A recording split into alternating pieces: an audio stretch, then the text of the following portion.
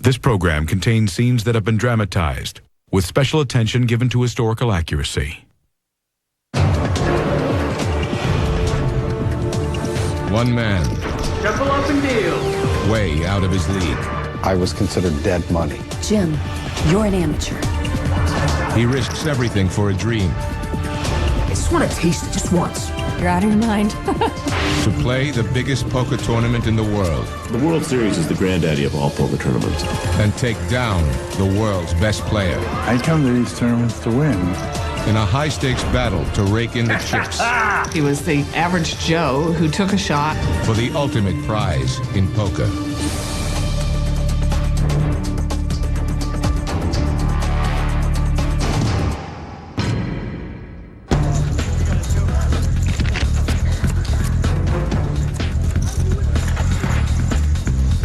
When you're playing in the biggest poker tournament in the world,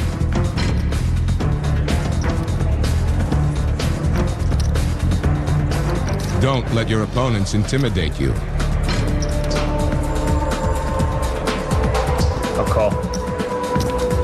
Whatever you do, maintain your poker face. Raise. Cloutier with a $5,000 raise. Flinch. Call it. And you're dead. Manus calls. The card shark is circling. And if you falter, he'll go for blood. I'm all in. TJ Cloutier is all in, and everything comes down to this.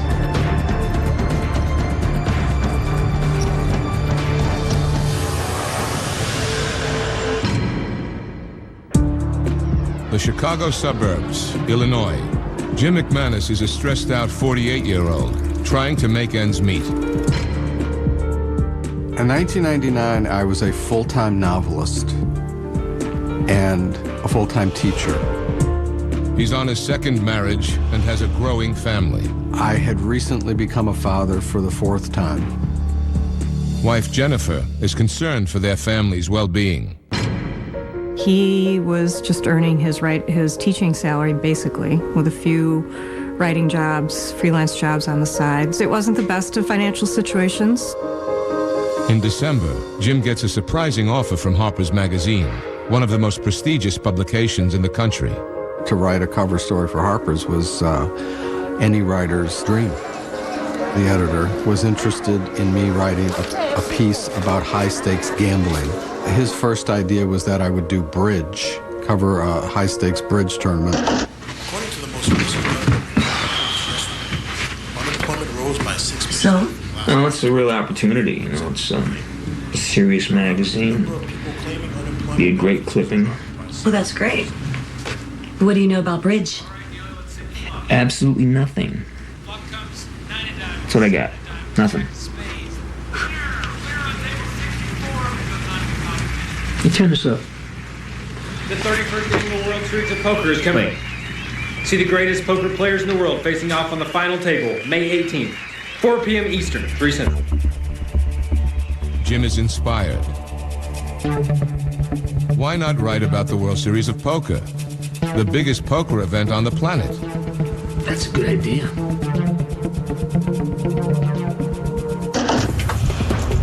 Held since 1970 at the Horseshoe Hotel and Casino in downtown Las Vegas, the World Series of Poker attracts the best poker players from around the world. The World Series of Poker is very prestigious, and it is the grandfather of all the big tournaments. Not only is there a lot of money at stake in the main event of the World Series, there's the title of world champion, and that's important to everybody. Professional poker tournaments and their million-dollar prizes are a recent phenomenon.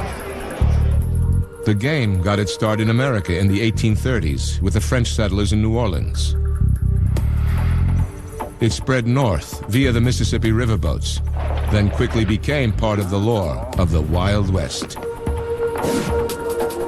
But the real revolution came only recently, when filmmaker Steve Lipscomb trained a lipstick camera on the cards, turning poker into a spectator sport.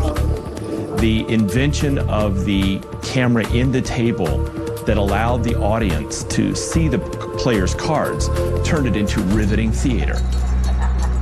Today, millions of Americans watch poker tournaments unfold hand by hand on television. And no poker competition scores higher ratings than the World Series of Poker in Las Vegas.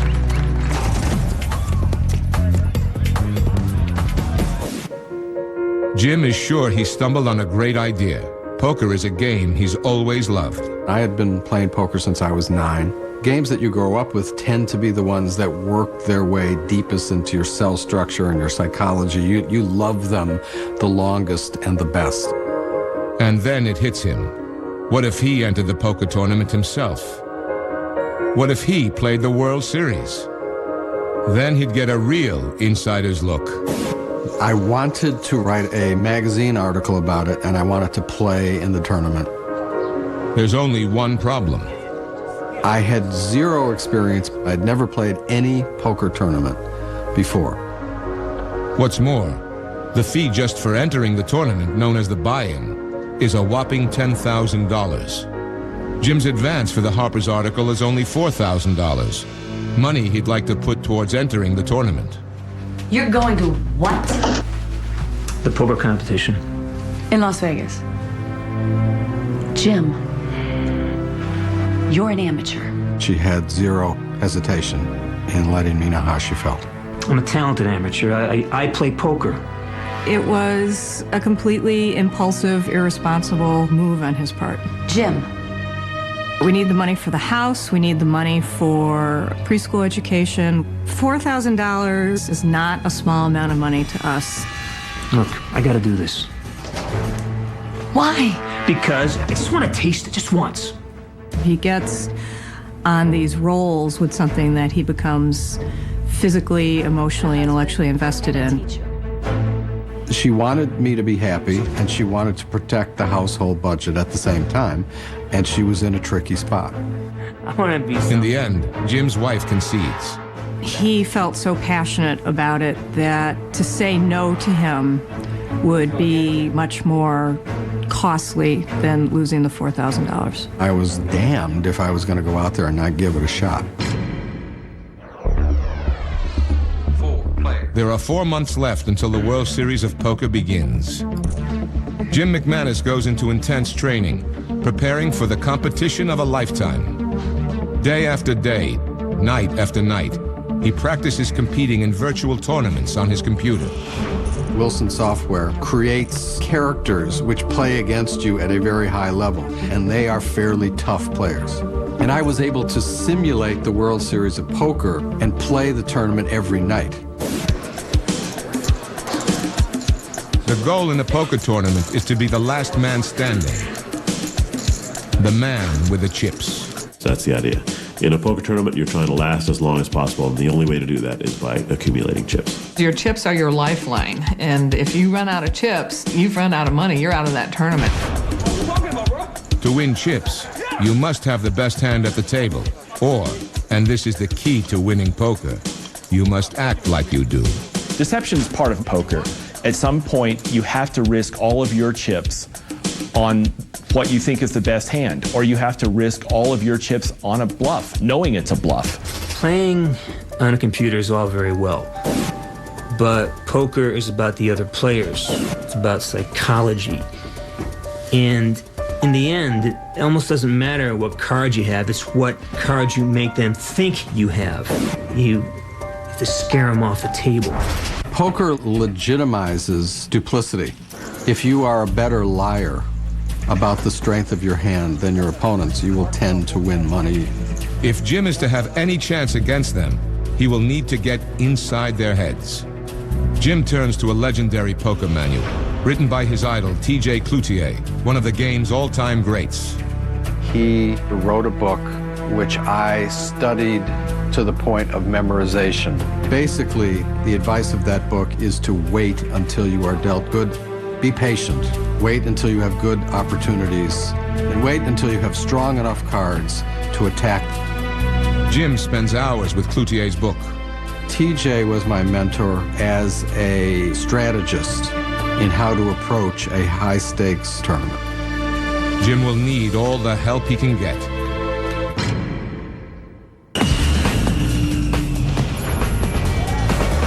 Jim McManus arrives in Las Vegas. To go out to Las Vegas as a Harper's Magazine correspondent to play in the World Series of Poker was a dream come true. He's excited to finally be there, but he's also nervous about the competition ahead. Hi, I'm checking in. Jim McManus. Are you here to compete? Yes. Actually, funny thing is I'm actually a writer. I'm here to do a story. It's TJ Cloutier. TJ, man, you rock on the World Poker Tour. Jim's idol is playing in the tournament. He's scary as hell, and he knows how to play. So that's a lethal combination. Jim McManus, professional writer and rank amateur poker player, is putting everything on the line. His money, his career, even his marriage, for the opportunity to play in a poker tournament with the likes of TJ Cloutier, the guy who wrote the book on how to dominate the game of poker.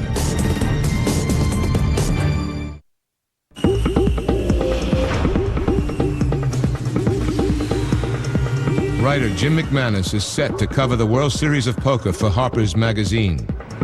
He wants to get an inside look at the biggest poker competition in the world and then capture that frenzy on the page. But that's not all Jim is planning.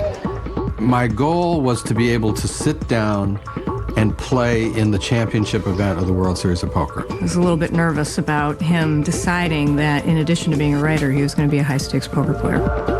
Jim believes that if he can survive long enough to play even a few hands against the top players, he'll have a hit story on his hands. As Jim McManus arrives in Vegas, the reality of what he's up against hits him. Hey, TJ! It's TJ Cloutier, Jim's idol and poker's most feared player. The champion has arrived to stake yet another claim to the World Series. Man, you rock on the World Poker Tour. Well, thank you. No, I mean, I've studied everything. I had won more tournaments than anybody had. I won 57 major tournaments, and nobody's close, and that's what I do. Any advice? I'm just starting out. Bold or raise, buddy, just like I say in my book. In fact, you should buy my book. I did, but I'll buy another one. Very good. Take care. What am I even doing here? Oh, I remember. I'm throwing away a lot of money I can't afford. I'm sorry. Your name again? McManus. Jim.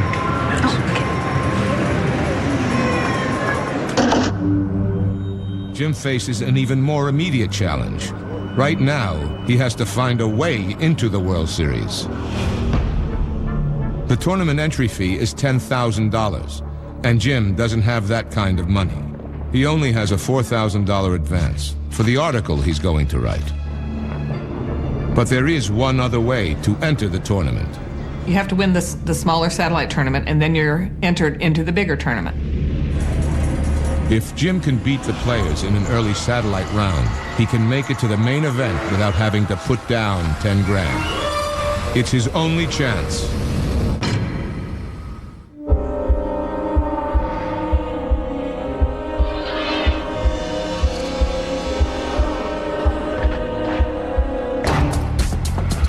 As Jim McManus takes his seat for the grueling competition ahead, he's nervous. I consider myself a heavy underdog. Most of the players at the table have much more experience than I do. To win the satellite, Jim will have to outlast every player seated at the table. TJ Cloutier is not at the table, but Hassan Habib is, and he's known as one of the best players in the game. He has, over time, become an excellent, excellent player, someone who is feared at the table. In order to make it into the World Series, Jim must oust Hassan from the satellite. You know what would be nice? And keep this at the table next to me. I mean, the funny thing is, there's not even a rule that says you can't, but you look like a total schmo if you did, and nobody wants to look like a schmo at the table. It's too bad because I could really use the help. The brand of poker played at the World Series is no-limit Texas Hold'em. This is high-stakes poker, where how much you bet is only limited by your boldness and the size of your bankroll. The name comes from an old poker expression, hold 'em or fold 'em. Here's how it works. Everyone gets 2 cards face down from the dealer. These are your cards and yours only. As soon as it's your turn, you have to make an immediate decision. You get your 2 cards, you decide whether to stay in or not. If you get good cards, you stick around to play the hand. If you get bad cards, you fold and sit out the hand. In other words, hold them or fold them. All other cards are dealt face up on the table in 3 stages. These are the community cards, used by all players to build a hand. In the first stage, the dealer turns up 3 cards together, a trio known as the flop. The second stage brings a 4th card, known as the turn.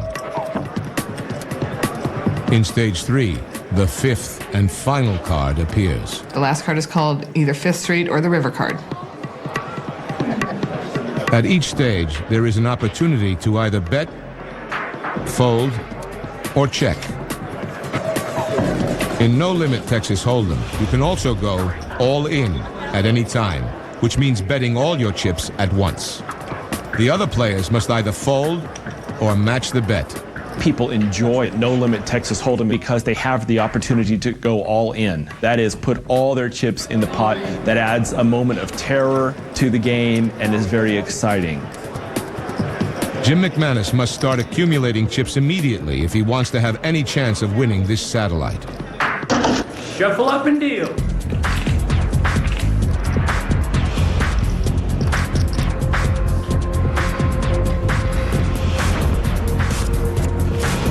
Jim starts out badly.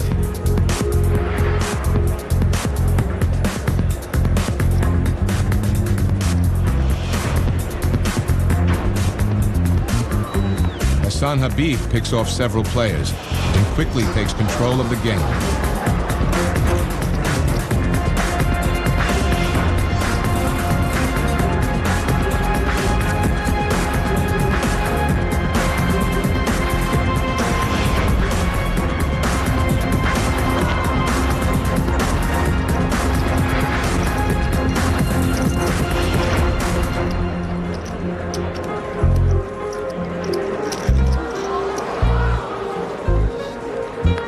Jim struggles to penetrate Hassan's poker face. What's he thinking? Especially about what I think about what he's thinking. The way that you can get a read on the strength of your opponent's hand is through facial expressions, voice, betting patterns, and body language. But Hassan Habib is a complete blank.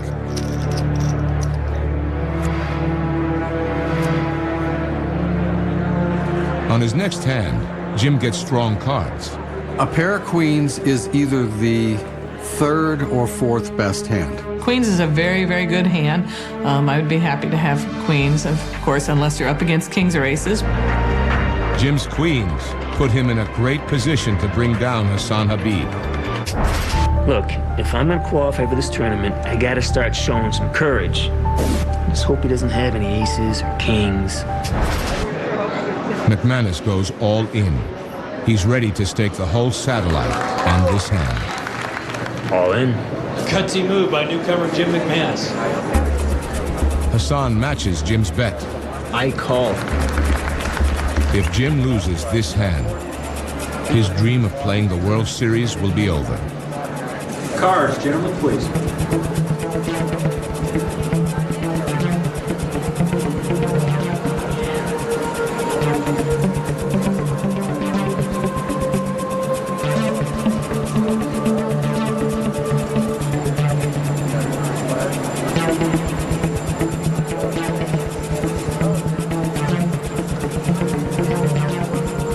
Jim has the pair, but if Hassan scores another king, he will beat Jim. There are 5 cards, community cards, to be dealt. If one of them is a king, I lose. All right, dealer, let's see the flop. Flop comes 9 of diamonds, 7 of diamonds, jack of spades. There's no king for Hassan, but there are 2 diamond cards on the table. The numbers are against me. All he needs is a diamond to get a flush, or he needs a king to beat my queens. And he has the turn, and the river cards to get him in. Let's see the turn. As the dealer turns over the fourth card, Jim is terrified. There is no king and no diamond. Jim's hand is safe, but there's one more card to go. And the river. Hassan's king and 8 can't beat Jim's queens. Winner! Winner on table 64. McManus is the winner. He goes on to the competition round. It was a nice bet. Well done.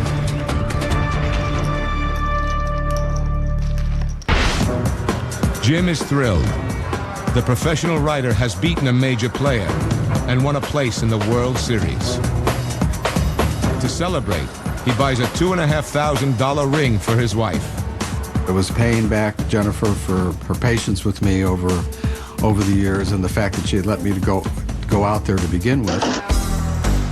It's a reckless move. Between the $1,000 satellite fee and the ring, Jim is down to his last $500. But that doesn't stop the writer from getting an insider's look at another quintessential Vegas experience. There's a term, the full Vegas package, in which is gambling, sex, and drugs. And that's what I was experiencing over the course of 1 week. Hi. Hi. How are you? I just won over at the poker competition. Oh, congratulations. Thanks. Yeah, I was looking for someone to celebrate with. Oh, well, you came to the right place. How about a dance? I don't get money. Well, I thought you just said you wanted a poker competition. Well, I did. I qualified. Oh. Well, this place is like a poker game. If you want to play, you got to pay. You know what I mean? Yeah. Thanks. Jim's moment of triumph quickly turns to despair. All he's done is qualify to go up against 500 more experienced players, with his chances of winning any money at all practically non-existent.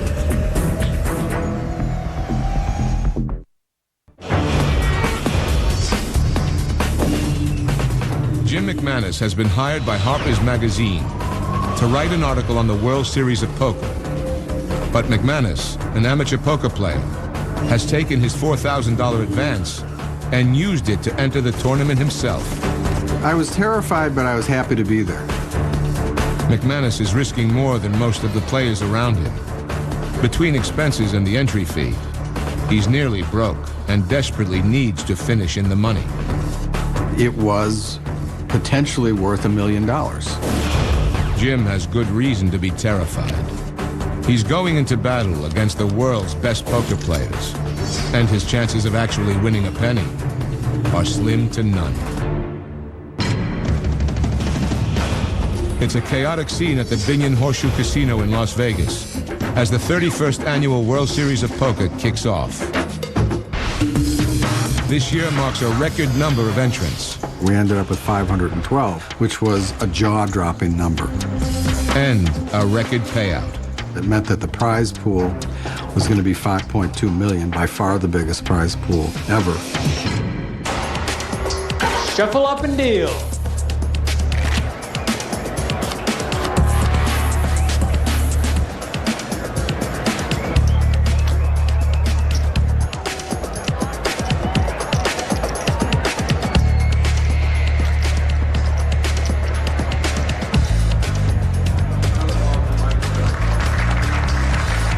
Jim wins his first hand. I had a good start. For about a minute and 45 seconds, I was the chip leader. But that's as good as it gets. Things quickly went south. I had been studying and setting up my strategy for the last 2 or 3 months, and because of my nerves, it all went out the window. Jim loses hand after hand after hand. Within less than 2 hours, I had lost almost 75% of my chips. He's just begun and already close to being knocked out. At least half of the players get eliminated on the first day. When the players take a break, Jim calls home. Hey, it's me. Yeah. No, it's a disaster. No, my mom I'm down to like $2,200. I could tell that he was on edge, and so that had a lot to do with me saying, relax. Honey, calm down. You can do this. First and foremost, you are a writer. And if you're not a poker player this time around, then so be it. Oh, maybe you're just being too aggressive. Just get ahead of myself. He was pissed. He was mad at himself. You can work your way back to him. You still have more than $2,000. Stop it.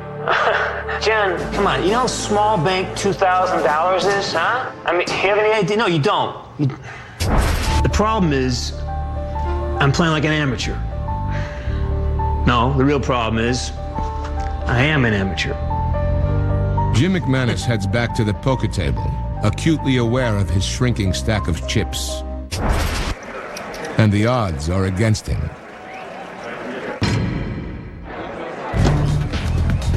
Many hours into the night, and somehow McManus continues to hang on.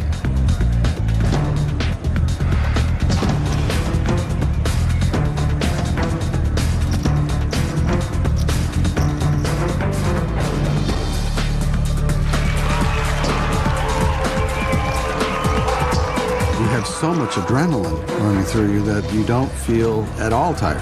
I could not have been more focused.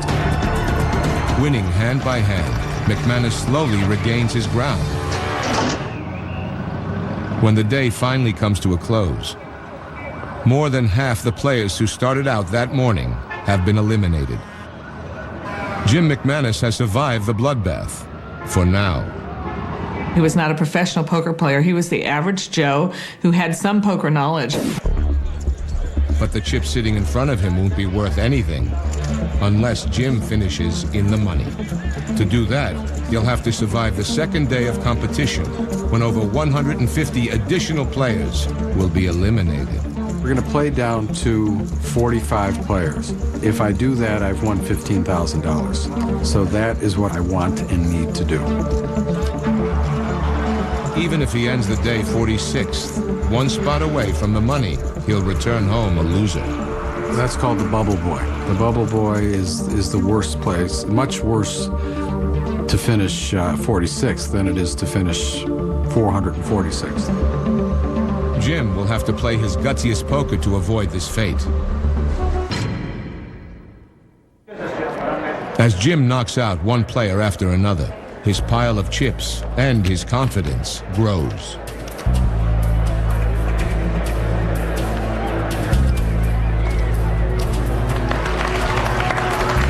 That's it this time around for Danny Rollins. Well played, Danny. We'll see you next year.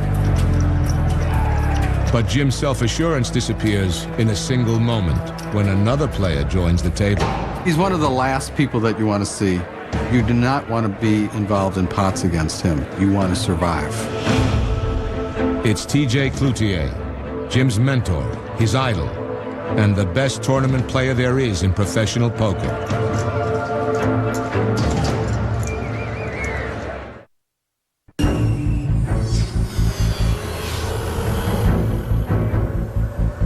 Jim McManus, a professional writer and amateur poker player, has defied the odds to reach the second round of the biggest and most important poker tournament in the world.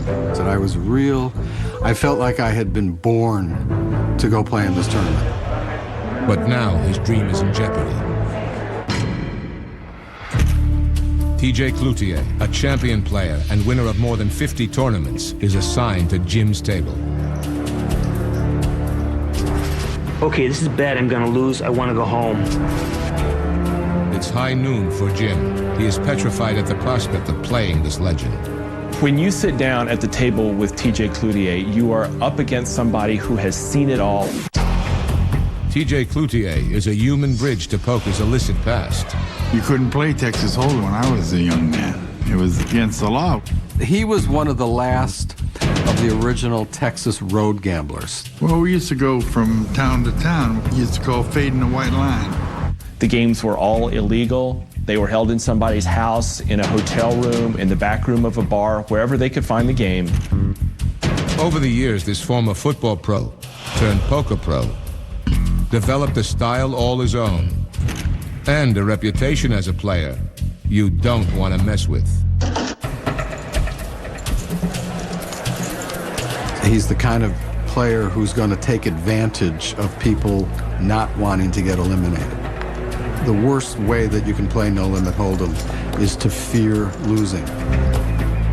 But that's exactly what Jim fears. He's petrified of the man across from him. It was pretty cool to watch because it really was representative of two different spectrums of poker. You had the professional poker player versus the amateur writer. It was thrilling. McManus has an ace-jack, a decent hand.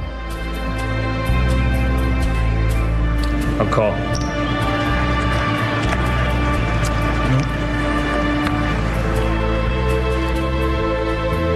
One by one, the other players fold.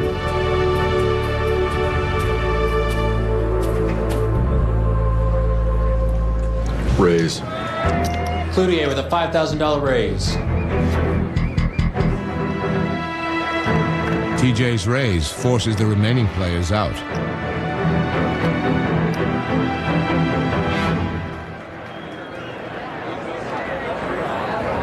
It's down to Jim. McManus freezes in fear. Strategy says he should get out now. You really shouldn't call on a big bet like that. You see, you should fold or raise, and that's it. I mean, it's right there in TJ's book. For God's sakes, you fold or you raise. You fold or raise. You fold or you raise.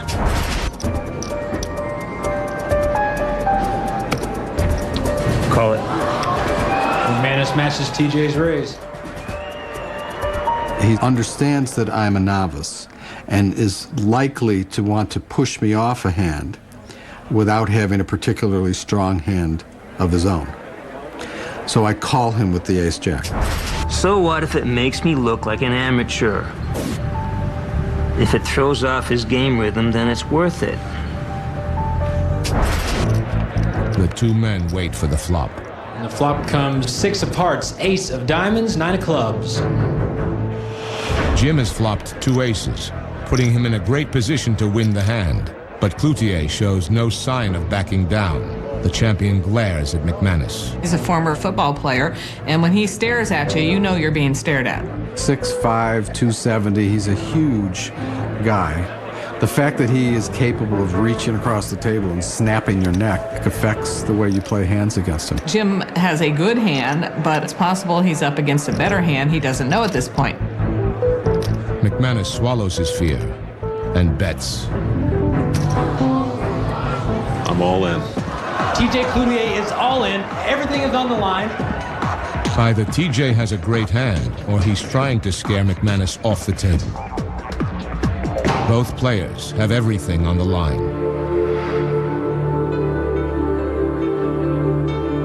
It's more like confronting a volcano or a dragon than a regular person. And anytime you get all your money in, it's your poker life at stake. Call. This is a key situation for both TJ and for Jim. Cards, gentlemen, please.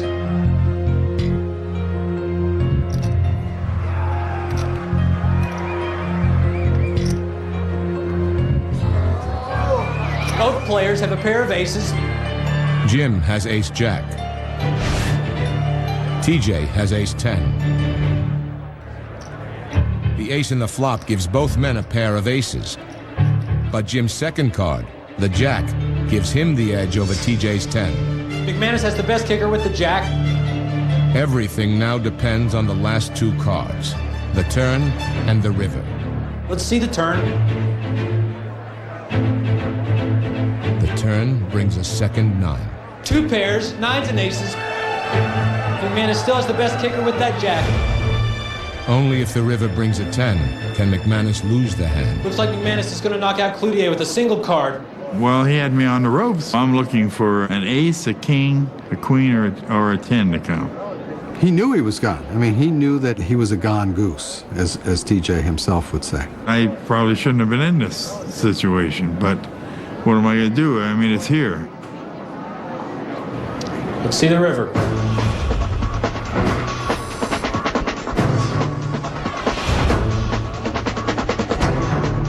9. River comes 9. Both players. Full house. That kicker does nothing. It's a stalemate. Both players have 2 aces and 3 nines. It's a split pot. Split pot. We split the pot in half. In effect, TJ sucks out against me. The river has saved TJ. I think it's the only time during the whole tournament where I had all my money in there where I could have got broke. But by the end of play on day 3, McManus has increased his level of chips to an incredible 276,000. By this point, I'm in a state of shock. The little-known writer is now the sensation of the tournament. Jim was the focus of everyone's attention because his story was so cool. So, how does it feel to give the master a run for his money? Actually, I'm kind of stunned. I'm just trying to keep up with TJ. And I'm still here and I'm still playing. You know? I begin the tournament as a reporter, and now the reporters are reporting on my action. Somehow, Jim has survived day 3 of the tournament and a direct encounter with TJ Cloutier. Is this thanks to blind luck, or is McManus the real thing? A world-class poker player who still has to prove himself by bringing down the Goliath of high-stakes poker.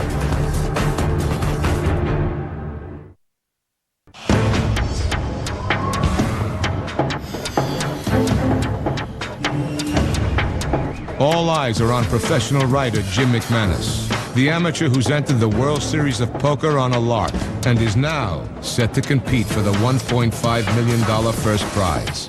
Jim is ecstatic. He cannot, I don't think even he could believe what was happening to him. Now there's a chance he could actually win the tournament. I'm within striking distance of the $1.5 million. McManus will start play with chips representing $276,000. An excellent position from which to assault the top players in the game. I'd always dreamed about being able to bully my opponents in a big no-limit hold'em tournament. But McManus soon skids into a ditch. His chip level plummets to under $100,000. That's a precariously low amount for this stage of the game. The optimism I was feeling as the day 3 began had completely disappeared. What's worse, once again, McManus must soon face his most serious rival, poker great TJ Cloutier. It's like the professor and the student playing against each other. McManus's cards are Ace of Hearts and King of Spades, one of the best hands in the game. Ace, King, big, slick. Buoyed by the strength of his hand, McManus bets. McManus starts the action with 50,000.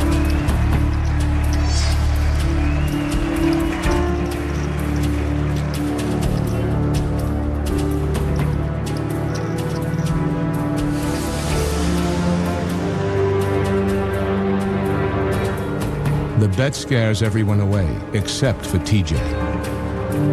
Well, that's a quick retreat from McManus's money. It leaves only TJ Cloutier. He's not one to walk away from this sort of question mark. McManus is sure he has the best hand. But TJ more than doubles Jim's bet. Raise 100,000. TJ Cloutier raises to 100,000. That means McManus is going to have to triple his own bet if he wants to stay in. Oh, shoot. Is it me, or does he, like, snarl every time he does that?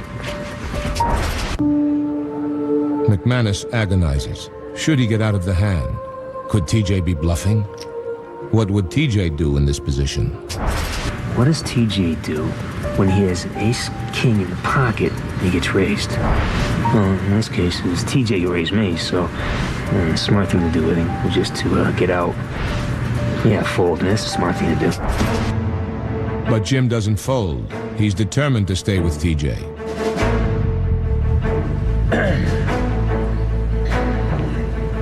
Call. McManus matches TJ's raise.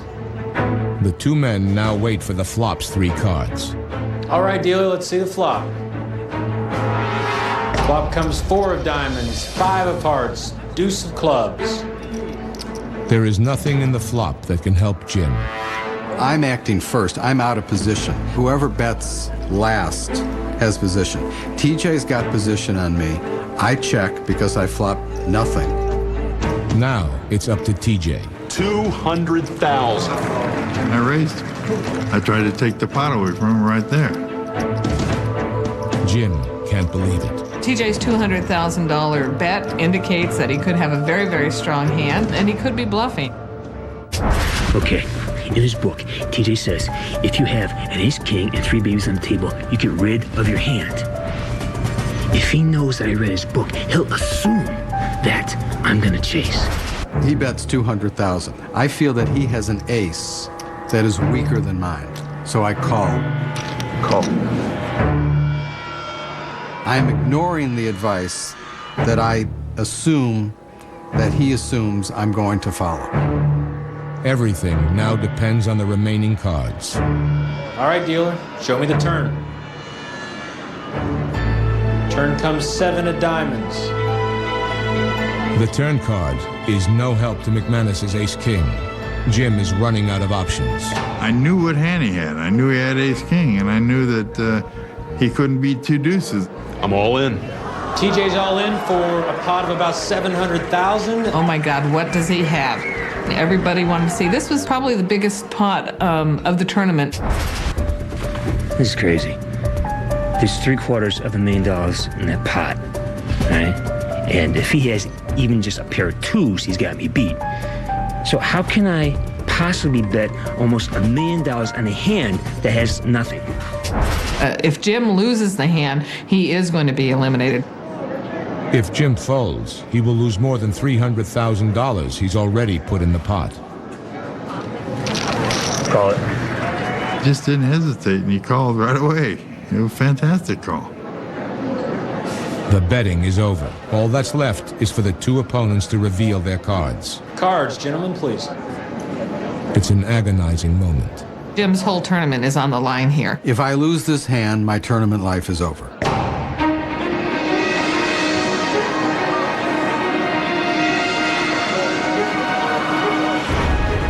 Jim has ace-king. TJ has ace-9. Jim was right. TJ has been bluffing. I was just bluffing. I mean, I was flat bluffing. Neither player has more than a draw. McManus has an edge with an ace-king over Cloutier's ace-9. See the river.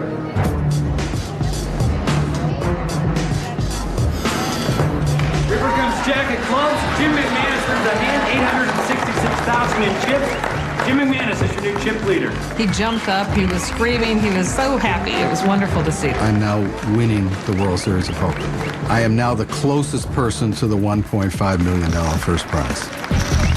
Jim McManus is now the chip leader in the World Series of Poker. For the moment, no one can touch him. This dream could come true for Jim. He's the chip leader now. He is at the top of his game. It's like he's transformed himself into a professional poker player. That was the most alive I had ever felt. But all good things come to an end. The next day, at the final table of the most important poker event in the world, Jim's luck finally runs out on the turn of a river card. You can make all the right plays. You can get 2 kings and be up against 2 4s and have a 4 come, and there's nothing you can do about it. He went all the way to 5th place, an incredible feat. But finishing 5th out of a field of over 500 turns McManus into a poker legend. The rank amateur who comes out of nowhere and goes home with $250,000 in prize money. And that, so far, is the highlight of my poker life. Jim McManus beat the odds. An amateur who fought his way to the top. He risked everything to play against the world's most formidable poker players. And went home a winner.